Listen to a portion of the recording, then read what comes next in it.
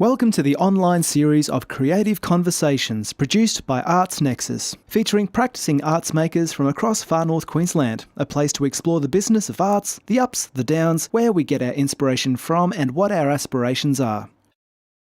Well, hello to Shelley Pisani down there in Bundaberg. Welcome. And to our creative conversations that we're hosting here at Arts Nexus with regional arts leaders like yourself that are working in regions across Queensland and some even Australia, and some have worked even overseas, which makes us all very jealous, going off to great places to work. So I've known a little bit about you, Shelley, but I obviously haven't been able to find out everything about you. So I'm really looking forward to that and finding out more about your journey and how you got to where you are today. So I'm just wondering if you could give us a very short overview of who are you today? What do you do?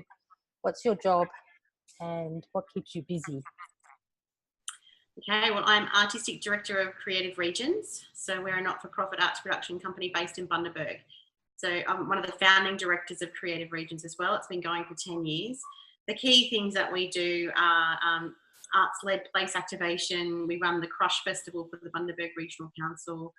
We create socially engaged theatre, and we do a lot of contracting work with other local governments as well around policy planning, projects and upskilling of artists. Mm-hmm. And what part do you play in those particular contracts? All of the above. We're a very small company. There's only 3 of us at the moment. So we are small, and we subcontract a lot of artists in. Just with the Crush Festival this year, we contracted over 200 artists to participate in that. So we're very much about trying to provide employment to other artists and arts workers in the sector as well. Fantastic. So you share the load as such when you can and make do with all the many hats that you have to wear. That's right, yes. All right. Well, I want to know a little bit about where all those hats came from. So if you could just rewind back in time to where it really all began and those formative years, who was Shelley back at school and how did you get, your first chances in working in the arts? Well, Shelley back at school was very fortunate to have an auntie who was an artist, a visual artist.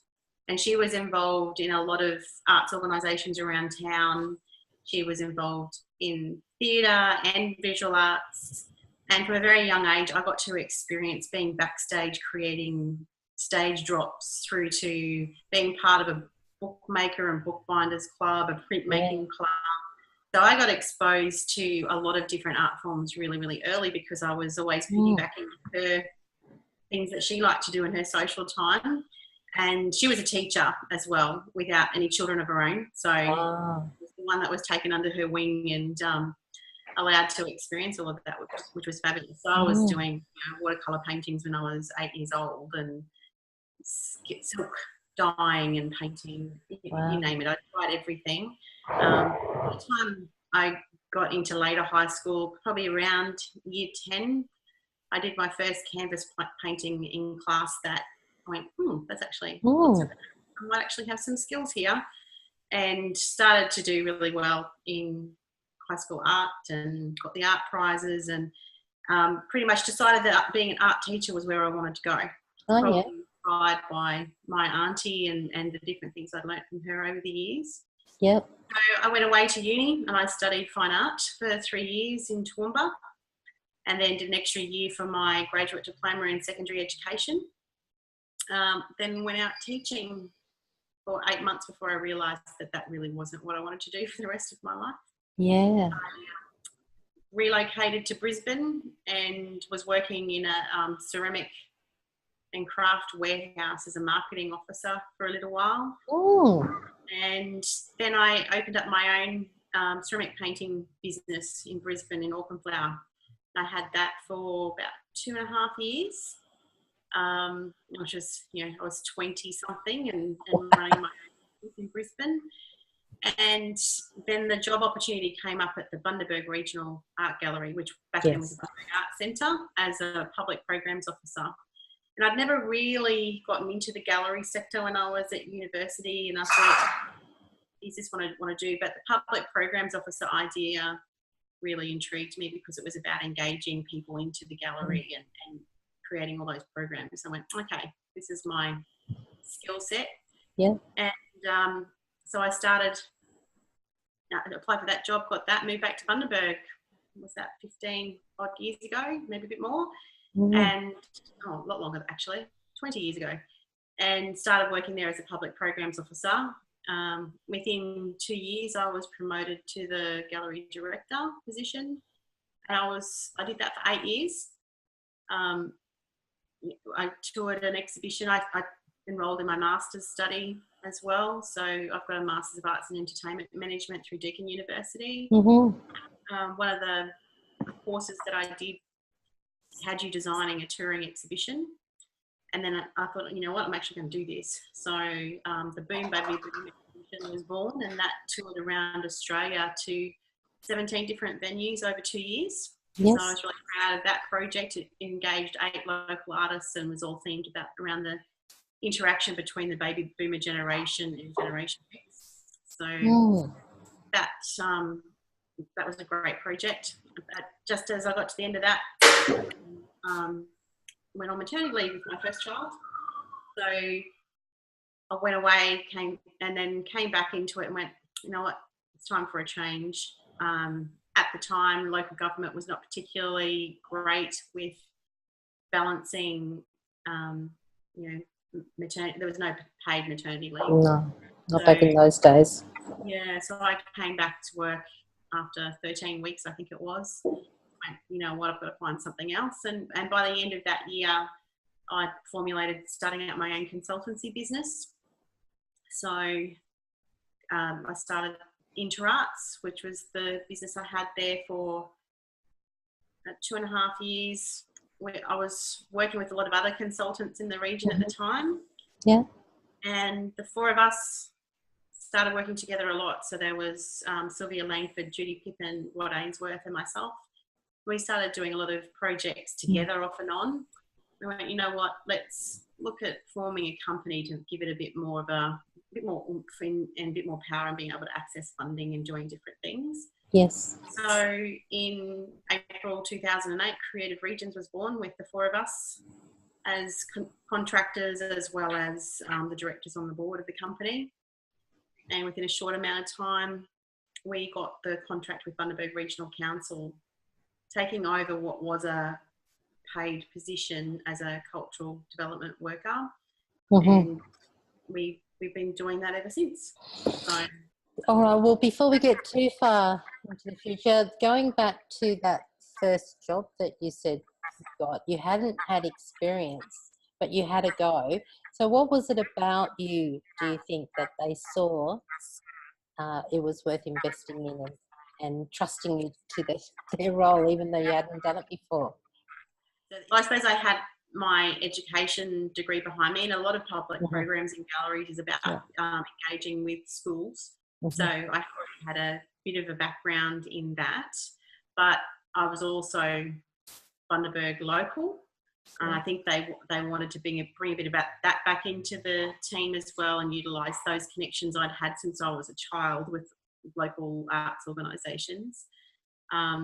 And also I'd been an experienced artist, so I'd been out, I'd had my ceramic studio, I'd been teaching, I'd been helping to organise events within the ceramic industry when I was down in Brisbane. So I'd had a bit of experience in lots of different ways, mostly in a voluntary capacity when I was in Brisbane before I applied for this job. So yeah, it was just a combination of skills, and I think that's the thing about our sector. There's no one true path to being able to gain the skills that you need to get a particular job in our sector.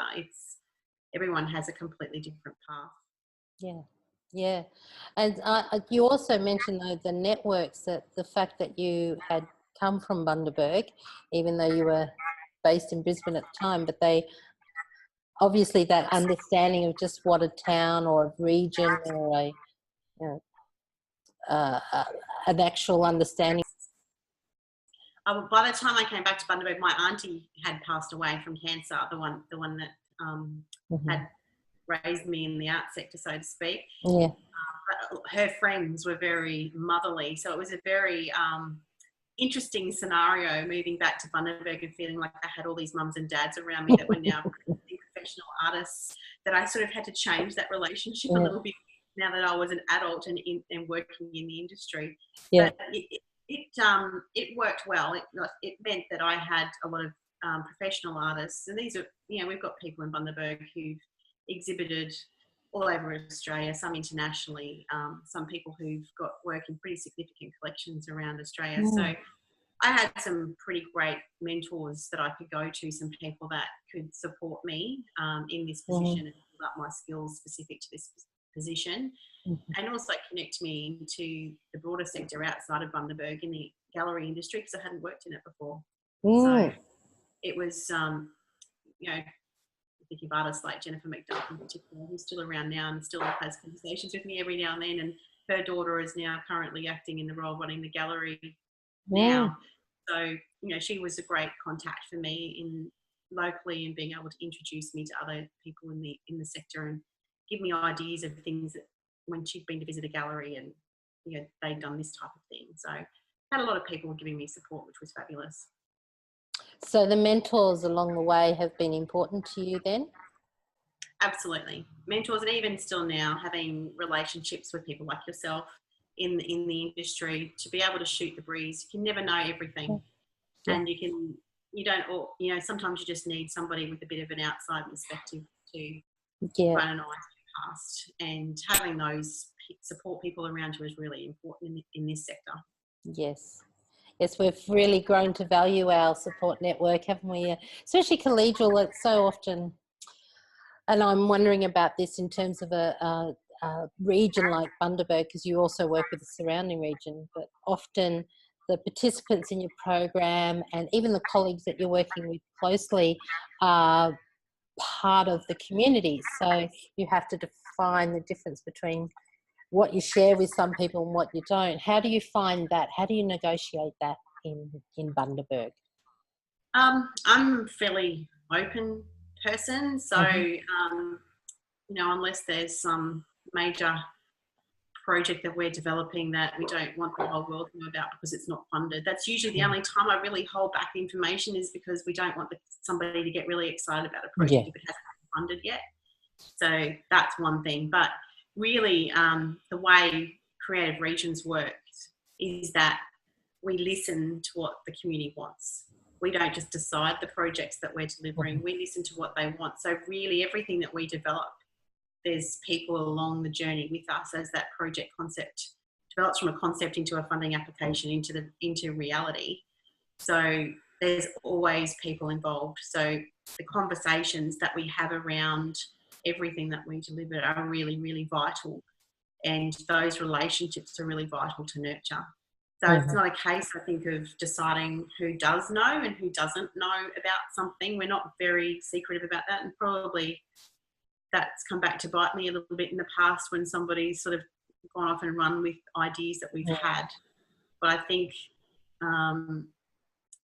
that's just part of the nature of our organisation, is being very open. And do you find that kind of work, community cultural development for some, but otherwise just good engagement is another term we can use?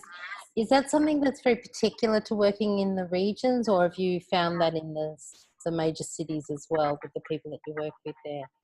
No, I think that it's relevant for the cities as well, and some organisations do that better than others, because I think particularly if you've done a lot of work with regional communities or small communities, I mean, even within Brisbane, for instance, there are communities within communities. Yes. So you need to be able to know how to engage well with people, with those target groups, to ensure that they're getting what they need out of a project. Because, for organisations like ours, that's what drives us, is making sure that there's great outcomes for the art sector and that particular target sector that we're aiming for in a particular project.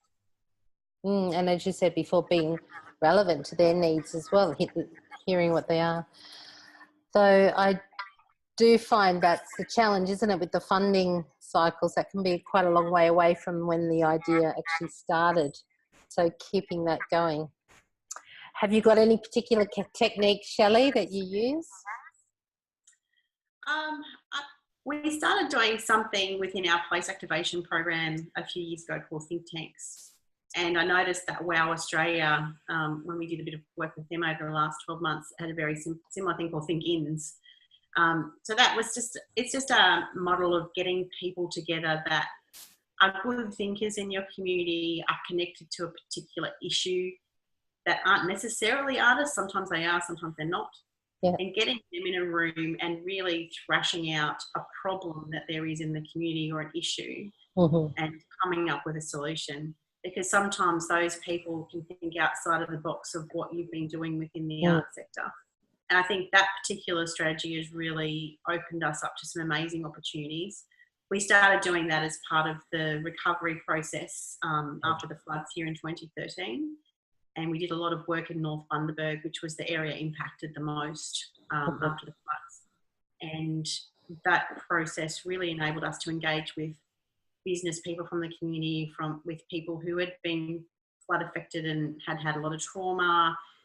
It created a safe space for people to have a conversation, because we were funded by council, but we're not council. So people could really feel like they're open and honest. And, you know, in some of those situations, there was a counsellor in the room. So they felt safe enough to tell that counsellor what they thought about something in that environment. And sometimes it meant action came out of that. It wasn't even related to our project, but it just helps to facilitate that really safe space. Yeah. Well, I was going to ask you a couple of questions, though your first story of your auntie. What's your auntie's name? She sounds very amazing. Dawn Bates. Say that again? Dawn Bates. Dawn Bates. And she fairly famous in Bundaberg? She was well known back in the 80s and 90s. Yeah, everyone who was in the arts knew who she was well and truly. But I suppose generation shifts. But yeah, she a lot of kids from East Bundaberg School got a lot of arts education they wouldn't have normally had if she hadn't been their primary school teacher. Wow. Oh, that's special. So you're talking then about listening to the community and them driving your projects. So I'm just wondering, is there any particular story that you're very proud of amongst all of those stories that you've probably gained through your work? Is there one particular proud one? There's lots.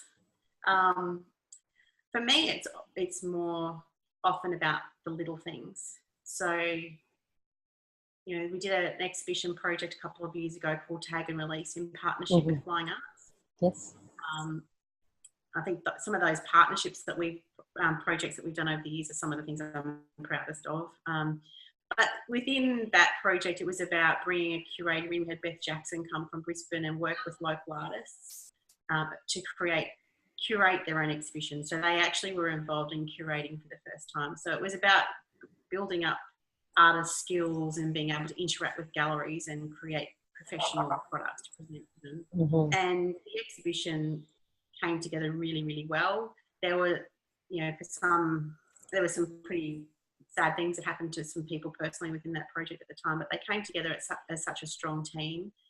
And out of that, artists have gone on to have exhibitions that, you know, off their own back. And just seeing the careers grow from those artists, is the collaboration. Some of those artists hadn't met before. Now, and they've been off and they've done some mural projects together down at Bagara. And it's just seeing that on-flow effect that you can never, ever measure as the arts worker who helped to pull that initial idea together.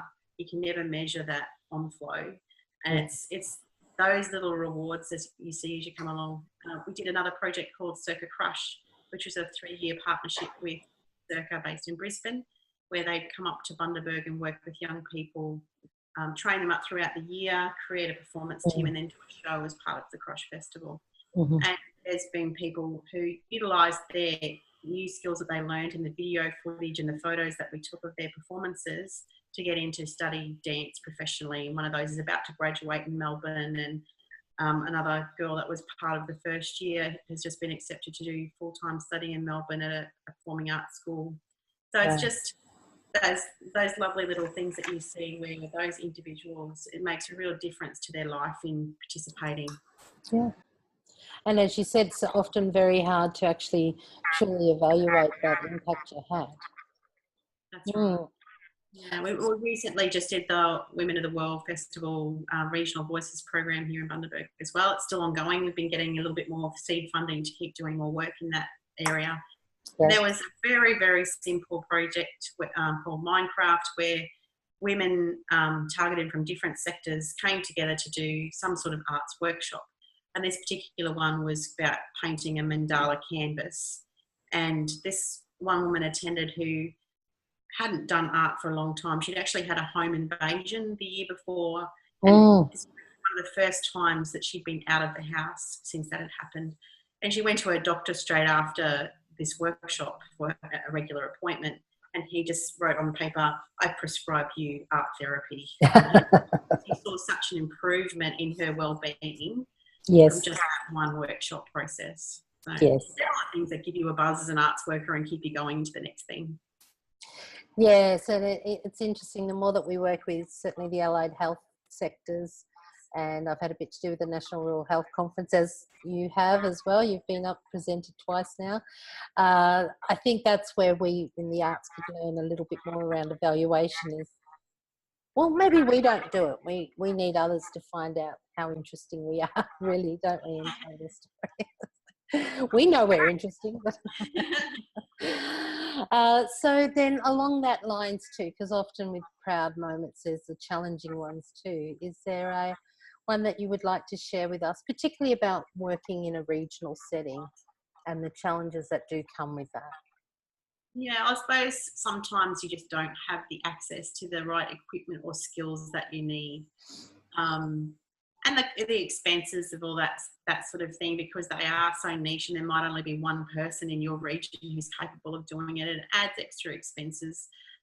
Last year, I suppose part of that Circuit Crush project, we had an outdoor performance and we needed to be able to rig from an outdoor stage for the aerial performances. And getting a regional supplier of that stage who's not used to dealing with those circumstances over the line with engineering approvals and things like that in order for him to feel comfortable in us doing that on his stage.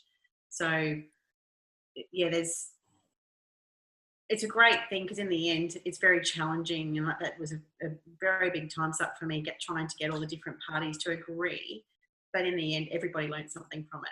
So if we ever do it again, that local supplier now has that understanding of how it works and how we can do that better in the future.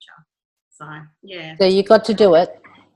Sorry? You did get to do it then? We did get to do it, and we had an electrical storm hit all the way around us that night, but it's still...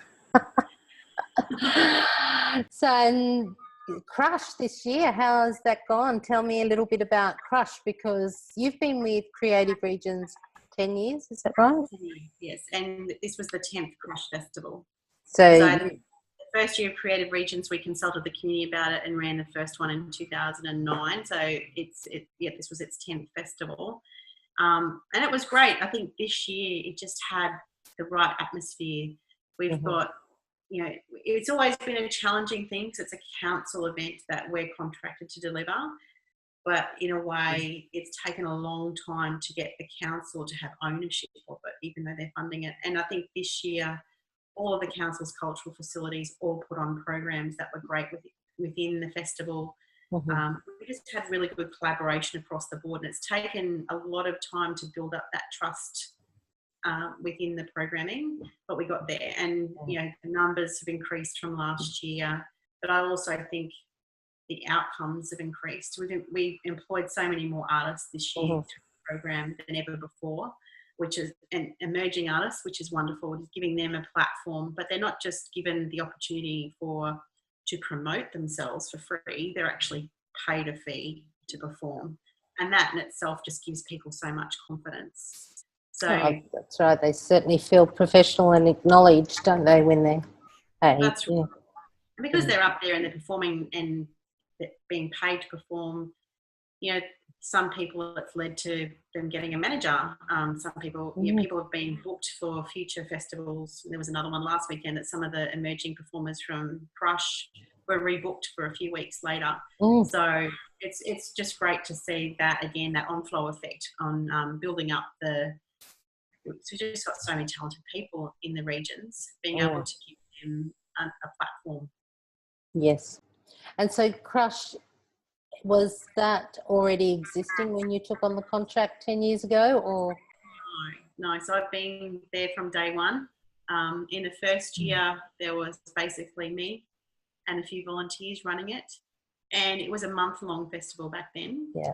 And it was really just about whatever was already happening in Bundaberg in the arts sector, but giving it an umbrella marketing machine to that for that particular month.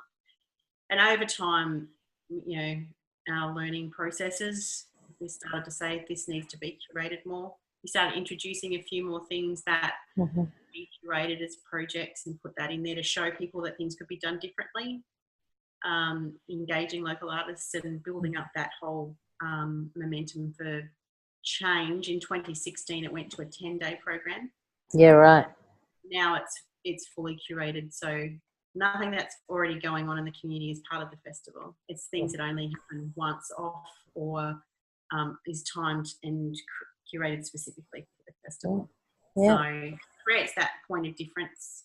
And over the years, we've learned that people like to do things in unusual places, which makes it challenging for us. So, you know, a dinner in a cane field with opera and circus, doing things in different spaces is what people want to experience. So I suppose in a way the Crush Festival now brings together everything that we've learnt about social engagement, about place activation and about festivals, and brings it all into that one festival. Well, interesting. You said something there that I'd like to pick you up on. You were there at the beginning. You're a small team. Yeah. How does that feel when you are the one carrying a lot of the vision and the responsibility that brings, particularly, as you said, in a regional town where expectations can grow very quickly? Exhausting. It takes quite a bit of time to pick yourself back up after the festival. I suppose in the first few years of the festival, it got a lot of criticism too. People didn't understand the brand of it. They didn't know what it was about. And we had such a small budget to work with. That's grown, fortunately. The council's invested more over time. So to the point where now the criticisms are, oh, you could have had a couple of extra food stalls. You just go, okay, if that's all you want to criticise, I love that feedback. So it's, the criticism now is much less, or people are thinking about it in a more constructive way. So I think you could do this better next time by doing this. And that's really valuable. I think that, you know, over the 10 years, people have grown a respect for creative regions and the role we play in delivering that festival. For a while, we were very invisible in the festival too. Nobody knew we even ran it, but we've gotten better at all of those things over the years. And people come to us now offering opportunities for the Crush Festival, which is great. That is great. So on that, like both personally and professionally, being able to sustain yourself through the work and keep on keeping on while maintaining your family. I know you have a beautiful family that you spend a lot of time with as well. So how do you balance that in working in the regions where you can't go too far without bumping into people that want to talk work? So how do you, first of all, personally sustain yourself with working in the region? I think I've learnt the hard way with that, with a couple of rounds of burnout, that's for sure. You've got to try and get yourself something that's outside of work that is nothing to do with your work. I don't know many people who manage to still practice as an artist and still run an arts organisation. It's very rare that somebody finds that level of balance, especially when they're still raising children. But I can't say that I've found the balance. I don't think I have, because you get so passionate about your job. I was just having a conversation with somebody else from the sector this morning about this very thing. You get so passionate about your job, then all of a sudden you realise that it's midnight and you put the kids to bed, gone back to work, and you've been working on that funding application till midnight, just because you want to see it happen. And I think the arts in regional Queensland are very underfunded, and I think that contributes greatly to our burnout. I think we're always trying to find what's the next thing that's going to bring money in to sustain our organisation. And you're also, we've always got the mindset of making sure everyone's paid properly that's outside of our organisation as well. So trying to find those pockets of money that realistically support a project to be delivered rather than funding to fail or,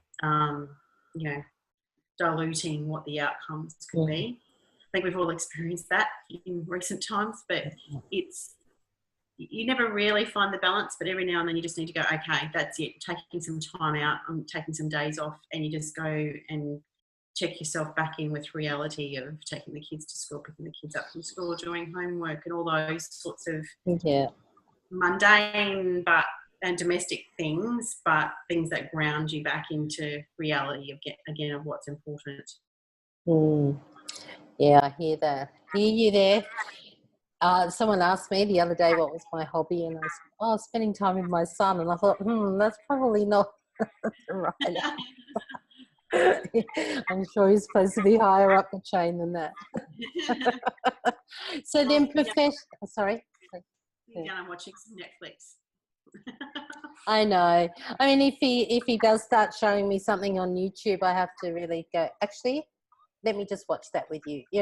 Actually stop what I'm doing and keep it in balance, as you say, even if it's just the small things with your kids. So then professionally, you sound like you've been, employed along the way. You've had jobs all the way. That's pretty good. So has that been able to sustain you as well? Or have you had to take other jobs on the side? No, I've been full-time working in the art sector or running my own business since 1994. So, yeah.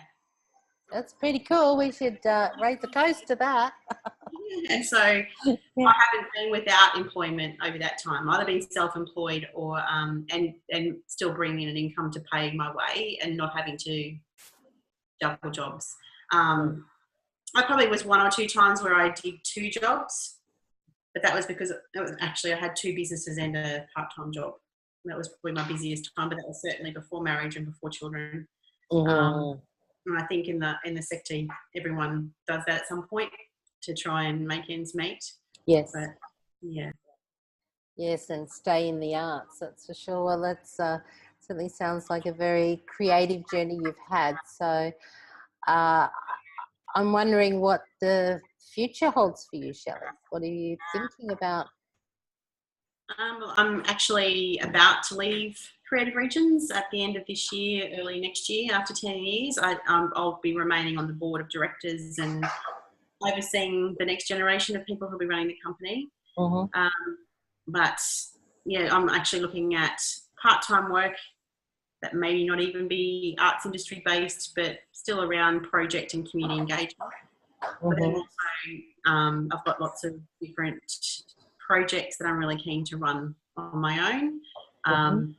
So different things, getting back into visual arts a little bit more, because I've had to be very like the visual artist running a circus project, for instance, with Vic. It's not exactly what you would assume. So I'm looking forward to getting back into more of the visual arts side of things. Oh, that'll be interesting to see what your next phase is. I'll look forward to that. I hope to have you up in the region too. That'd be great. I'm certainly talking about that.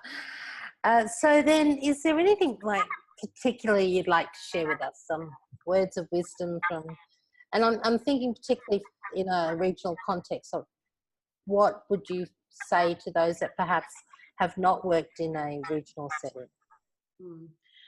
When you're working in a regional community, you cannot come in assuming that you think you know what they want.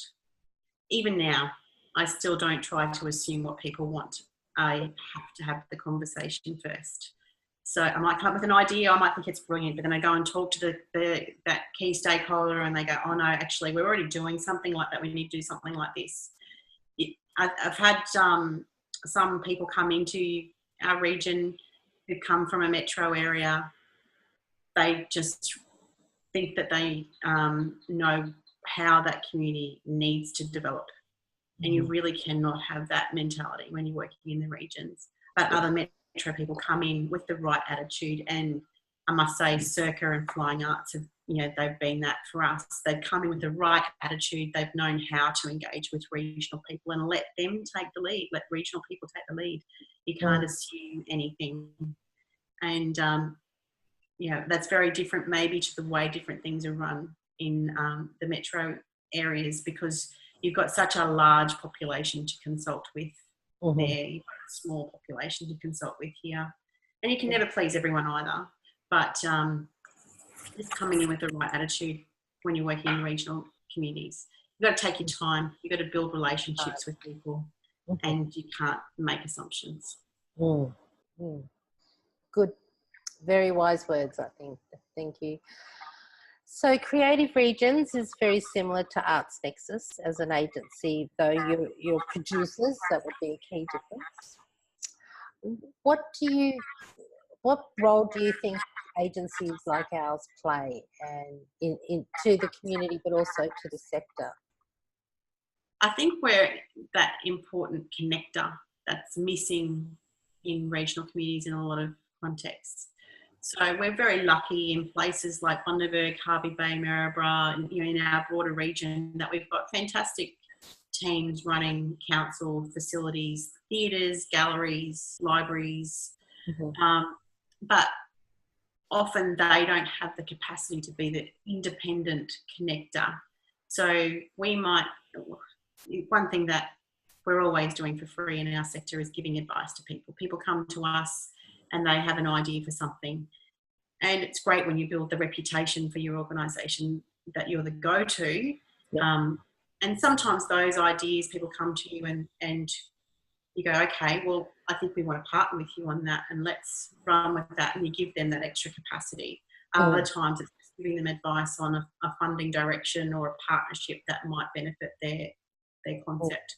So I think that connection role is missing when there's not an organisation like ours in a region. And that it's vital. I suppose it's the service side of Creative Regions that we still offer. We still do that with the Bundaberg Arts Network that we used to be funded to run, but now we're just doing it, which offers some opportunities online for connection through a Facebook community, but also some face-to-face opportunities throughout the year. And that's, I suppose, more of a service delivery model. But as a producer, to be able to pick up on what the right projects are, you've still got to be able to have that ear to the ground of what the sector really is. Yeah. And be connected yourself, not even just creating the connections, but being connected. That's right. Like I've definitely found the collegial relationship between us, yourselves and Redbridge, been very important over the last few years with a lot of the changes nationally and certainly in the funding body. I wonder what the future is for us all in terms of that service delivery, and that it's all about productions in the end for them. They want to see people and audience attendance figures. So the development aspect you mentioned too, that long-term, often difficult to pinpoint the moments. Rarely do they even know where they got the information from. How do you go about demonstrating that, Shelley, obviously, to the decision makers? It's something you can't really demonstrate. I mean, we keep a tally of how many people we give advice to every year, but like you're saying, you never hear back from that person as to whether they got the funding unless you happen to hear about it. Sometimes I go, oh, that's right, I assessed that funding, that funding body, and that's great, that project actually happened. But you never hear back. So there's always a lot that you give out that you can never measure. And so I suppose in our sector you have to be willing to do that. You have to be willing to give a lot. And that's where sometimes that whole burnout factor can come into it, because you're often giving and not receiving a lot in return. So that's where you've got to try and balance that with having colleagues that you can just ring up and say, so I need to talk about this. So, it's not something that you can measure, and it's something we've talked about constantly in our evaluation processes. How do we measure that? And one of the things we've talked about doing, we haven't managed to do it yet, but is doing some case studies. So there's a few artists in particular that, we helped them to get funding. They were part of a project, and now this person is looking at a national touring exhibition as a result of information that we gave her right at the very beginning. And she acknowledges that. Not often you do get that acknowledgement from people that you're part of that conversation. So going back and speaking to those people and retracing their journey, and often through an independent partner. So we're really lucky through our Arts Queensland organisation funding. We have a partnership with CQ University, and they do some independent evaluation for us from time to time. So they can retrace some of that for us as well. It's often projects that we come to an end of that, because our evaluator particularly has a allied health bent. So she just finished writing an evaluation paper on the Songbirds of Childers project that we did this year, for instance. And that's looking at, we had participants writing a journal from the beginning of that process up until now. So these women wrote their own songs in Childers, mentored by Melinda Wells, and then performed them in Childers. Then went to Brisbane and performed them in front of, Camilla Parker Bowles and people like that. Then came back to Bundaberg and performed it again. And just the growth journey of those people is something that's being measured through this process. And it's just a really lovely paper to read, written independently. And I didn't hear any of the interviews, but the information that's come out on paper is just really heartening. Beautiful. Well, thank you. Thank you for sharing all those stories, and particularly, as you're saying, the case studies are often about the participants we have in our projects, and we forget the incredible journeys that people take personally to stay committed in their jobs, particularly in the region. So I'd like to thank you for your 10 years service to Creative Region, so I got a chance publicly, and it's been a great influencer on Arts Nexus as well, because obviously we've got to keep the pace. I'm sure we look to each other sometimes and go, oh, what do they do? So, and thank you too for all the times that you've given me as well personally, and chats that we've had. So, thank you too. No worries. I'm back again. So thanks again, Shelley. I will, there is a link now to Creative Region, so people could go online and have a look at the work that you have done. I know that your past projects are all listed there, and lots of the resources. So fantastic. Thanks again. Thank you. All right, Sandra. Arts Nexus is a capacity building agency working to grow creative people, communities and industries across far north Queensland. Find us at artsnexus.com.au, like our Facebook page, follow us on Twitter and share your thoughts.